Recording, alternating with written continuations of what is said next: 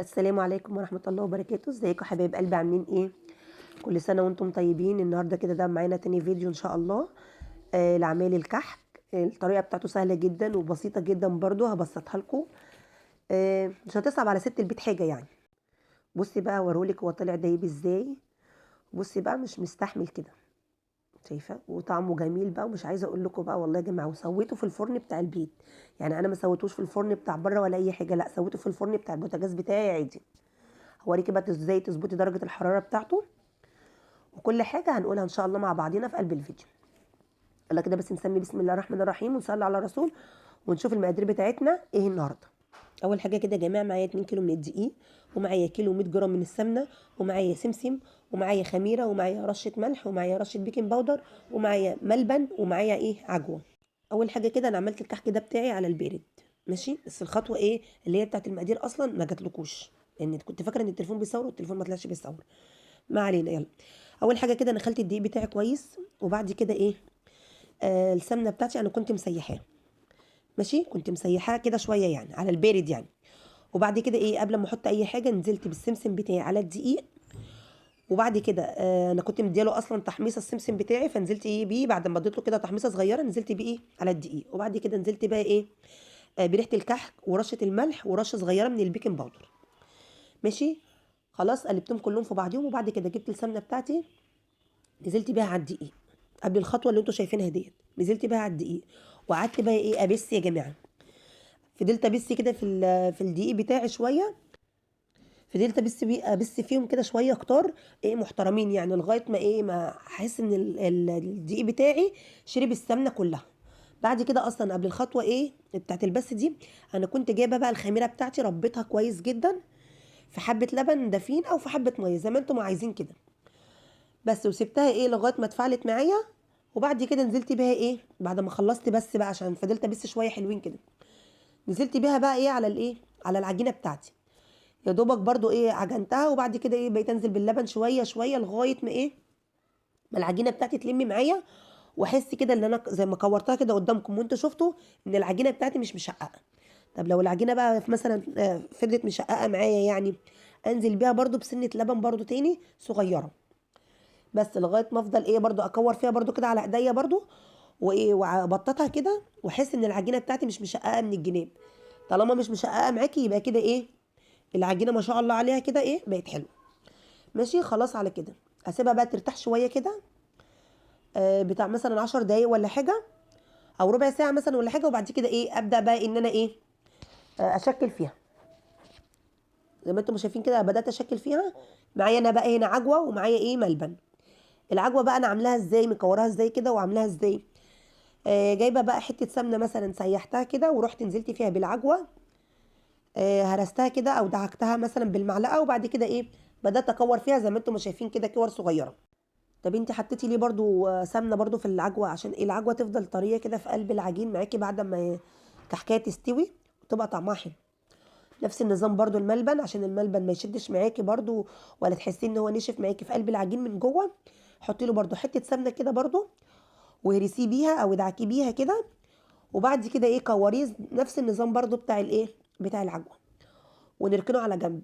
هنا بقى انا كنت ماسحه الصواني بتاعتي بعد ما العجينه بتاعتي خلاص ارتاحت شويه، كنت مسحاها وبدات ان انا ايه زي ما انتم شايفين كده اشكل بقى العجين. قعدنا بقى كده ننقش بالمنقاش بقى والحاجات اللي انتم شايفينها الاشكال ديت والبصامه. بس لو هتعملي بالبصامه تعجني تكوري العجين الاول كله، تحطيه في الصينيه، وبعد كده بقى ايه تبصمي في الاخر، ماشي؟ ده الملبن هنا بنتي بتوريه لكم.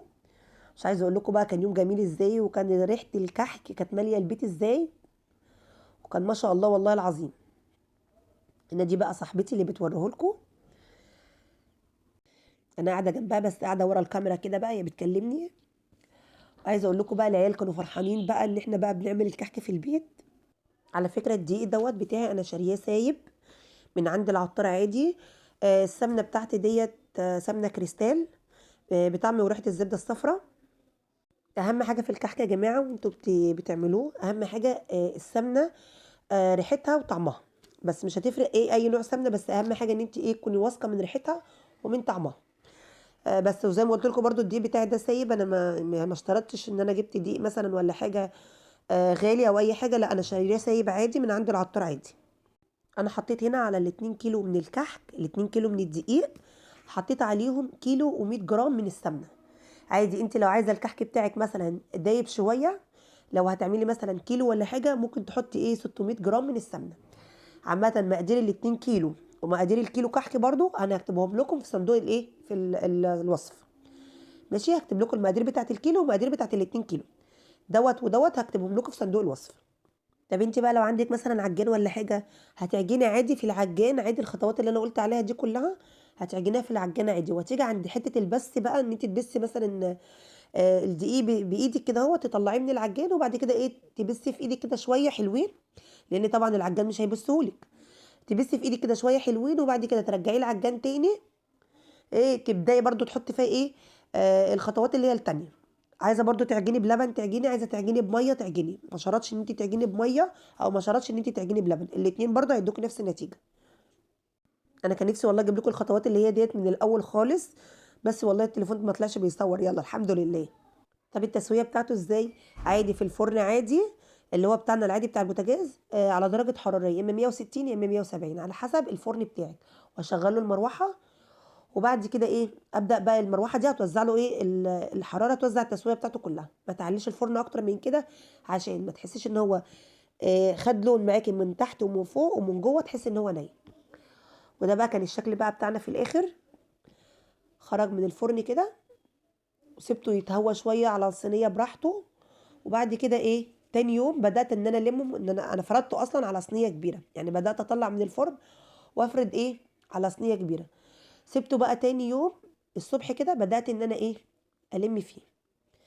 بصوا عايزه اوريكم بقى ازاي هو دايب معايا، ما شاء الله عليه، يعني الكحكايه مش مستحمله، ما شاء الله عليه. كان طعمه جميل وكان طعمه تحفه.